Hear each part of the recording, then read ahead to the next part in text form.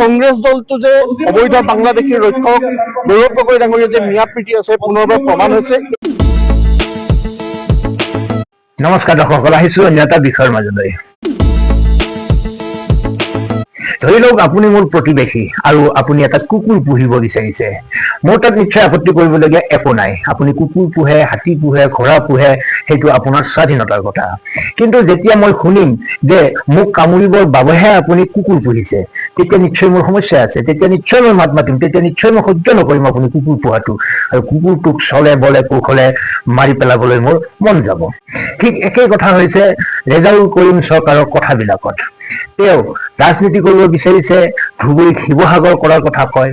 তেওঁ শিক্ষা দীক্ষাৰ কথা কৈছে, নিজৰ জনগোষ্ঠীটোক DCSP হৈ উজনি অসম কেপচাৰ কৰাৰ কথা কয়। গতিকে ডেফিনেটলিটো মানুহবিলাক শংকিত হ'বই, আৰু শংকিত হ'লে সেই কথাৰ প্ৰত্যুত্তৰ সকলোৱে দিবই। সেইবাবে হয়তো সদৌ অসম ছাত্ৰ সন্থাৰ দৰে ছাত্ৰ সংগঠন এটাই আজি আমচুৰ বিৰুদ্ধে, ৰেজাউল কৰিমৰ বিৰুদ্ধে হুংকাৰ দিবলৈ বাধ্য হৈছে। তেওঁলোকে অকল ৰেজাউল কৰিমকে হুংকাৰ দি এৰা নাই, ৰেজাউল কৰিমক বা মিয়াসকলক পৃষ্ঠপোষকতা কৰা বুলি গৌৰৱ গগৈকো মিয়াৰ ৰক্ষক বুলি আখ্যা দিবলৈও কুণ্ঠাবোধ কৰা নাই। আজি সকলোবিলাক শুনিম। প্ৰথমতে মুখ্যমন্ত্ৰী হিচাপে ডক্টৰ হিমন্ত বিশ্ব শৰ্মাই কি কৈছে শুনি লওঁ আহক। জেহাদ শিক্ষাৰ বিকাশ বুলি ক'লে আমাৰ আপত্তি নাই। জেহাদ মানে গণ্ডগোলীয়া শব্দ। তাৰমানে প্ৰশ্ন কাকত ফাদিল কৰিব, উত্তৰ বহি ফাদিল কৰিব। তেওঁলোকে বিভিন্ন ধৰণৰ, যেনেকে আমি কওঁ লেণ্ড জেহাদ। লেণ্ড জেহাদ মাটি টকা দি নিকিনে। তেওঁলোকে লেণ্ড জেহাদত কি কৰে, মাটিটো দখল কৰে। তাৰপিছত আমি কওঁ ফাৰ্টিলাইজাৰ জেহাদ। ফাৰ্টিলাইজাৰ জেহাদত তেওঁলোকে কি কৰে যে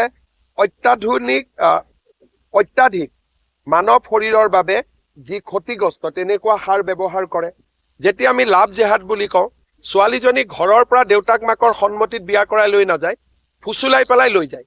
গতিকে জেহাদ শব্দটোৱে ২ নম্বৰী যিটো চলি আছে আজি অসমৰ পৰিপ্ৰেক্ষিতত ২ নম্বৰীটোক বুজায়।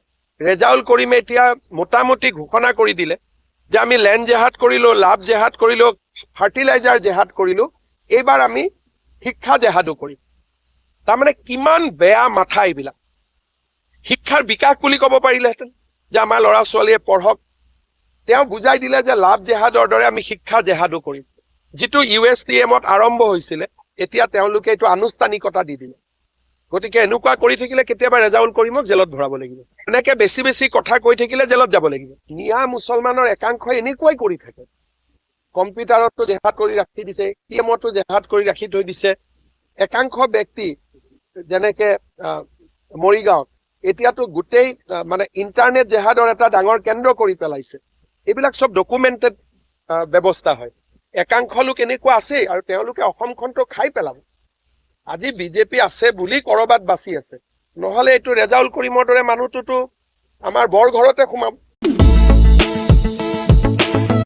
দৰ্শকসকল, এইবাৰ আহক সদৌ অসম ছাত্ৰ সন্থাৰ বিষয়ববীয়াসকলে কি কৈছে অকণ শুনি লওঁ। NRCৰ পাইলট প্ৰজেক্টৰ কাম হিংসাত্মক কাৰ্যসূচীৰে বন্ধ কৰি কংগ্ৰেছ ফেৰত হৈ পুনৰ কংগ্ৰেছ ত্যাগ কৰা নেতাই বিভিন্ন ধৰণৰ বক্তব্য ৰাখি থকা পৰিলক্ষিত হৈছে। আৰু সেইসকল লোকে এতিয়া শিক্ষাকো জেহাদলৈ পৰিৱৰ্তন কৰিব খুজিছে, যাৰ হৃদয়ত সকলো সময়তে জাতিটোক সন্মান কৰি দিয়াৰ চিন্তা থাকে। যি জেহাদী চিন্তাধাৰাৰে সৈতে গোটেই প্ৰক্ৰিয়াটোক বিনষ্ট কৰিবৰ কাৰণে প্ৰচেষ্টা অব্যাহত ৰাখে, সেইসকল লোকক কঠোৰভাৱে সকীয়াই দিছো। অসম খিলঞ্জীয়া মানুহৰ অসম। এইখন অসমত আমাৰ খিলঞ্জীয়া মানুহৰ আধিপত্য প্ৰভুত্ব লাগিব। কোনো ৰেজাউল কৰিম চৰকাৰ বা কোনো লোকে যাতে এনেকুৱা ধৰণৰ মন্তব্যৰে অসমীয়া জাতীয় জীৱনক বিভ্ৰান্ত নকৰে। আৰু তেওঁলোকে যিটো আহ্বান তেওঁ জনাইছে ৰাজহুৱাভাৱে যে তেওঁলোকৰ ছাত্ৰ ছাত্ৰীয়ে পঢ়া শুনা কৰি গুৱাহাটীৰ DC হ'ব লাগে, শিৱসাগৰৰ DC হ'ব লাগে, এনেকুৱা ধৰণৰ মন্তব্যৰ যোগেৰে প্ৰৰোচনামূলক বক্তব্যৰ যোগেদি সমাজক অস্থিৰ কৰিবৰ কাৰণে চেষ্টা কৰি থকা হৈছে। আৰু যিগৰাকী কংগ্ৰেছৰ সভাপতি, সেইগৰাকীৰ উপস্থিতিত সেইগৰাকী ব্যক্তিয়ে ধুবুৰীক তেওঁলোকে শিৱসাগৰত ধুবুৰী বনাম, তিনিচুকীয়াত ধুবুৰী বনাম বুলি প্ৰত্যাহ্বান জনাব পাৰে। সেই কংগ্ৰেছ দলটো যে অবৈধ বাংলাদেশী ৰক্ষক গৌৰৱ গগৈ ডাঙৰীয়া যে মিয়া প্ৰীতি আছে পুনৰবাৰ প্ৰমাণ হৈছে। এই কথা বতৰাবিলাক সমাজৰ পৰা আঁতৰিব লাগিব। সকলো অবৈধ বিদেশী যিসকল বাংলাদেশী লোক আছে, যাৰ আগ্ৰাসনৰ ফলত জাতিটোৱে ভয়ংকৰ ভৱিষ্যতৰ দিশে গতি কৰিছে, আজিৰ দিনটো আমি আহ্বান জনাইছো অসমৰ সকলো জনসাধাৰণলৈ যে সেইসমূহ সন্দেহজনক নাগৰিকক অন্ন বস্ত্ৰ বাসস্থান দিয়াৰ পৰা সকলো বিৰত থাকক। আৰু এখন সংগ্ৰাম কঠোৰভাৱে হ'ব। আৰু উজনি অসমক লৈ বিভিন্ন মন্তব্য কৰি থকা পৰিলক্ষিত হৈছে। উজনি অসমৰ প্ৰতিৰোধ ক্ষমতাৰ সৈতে প্ৰত্যাহ্বান যদি জনাব খোজে, প্ৰত্যাহ্বানৰ সন্মুখীন হ'বলৈ আমি কংগ্ৰেছ দলে হওক বা ৰেজাউল কৰিম চৰকাৰ হওক বা যি সংগঠনেই নহওক, সকলোকে প্ৰত্যাহ্বান জনাইছো।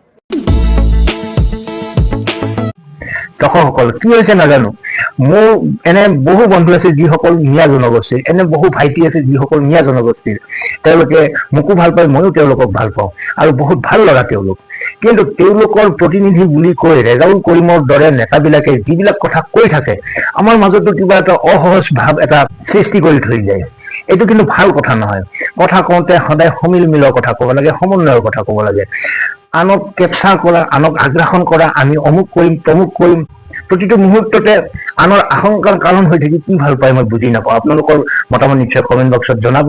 ৰেজাউল কৰিমৰ কথাবিলাকে সঁচাকে বিষ বাষ্প বিয়পাই আছে। যিবিলাক মিয়া জনগোষ্ঠীৰ ভাল মানুহ আছে, এই ৰেজাউল কৰিমৰ কথাবিলাকে যেন তেওঁলোককো এতিয়া অস্বস্তিত পেলাইছে। আকৌ কৈছো, কমেণ্ট কৰিব। আজিলৈ এৰিছো, ভালে থাকক, কুশলে থাকক, ধন্যবাদ।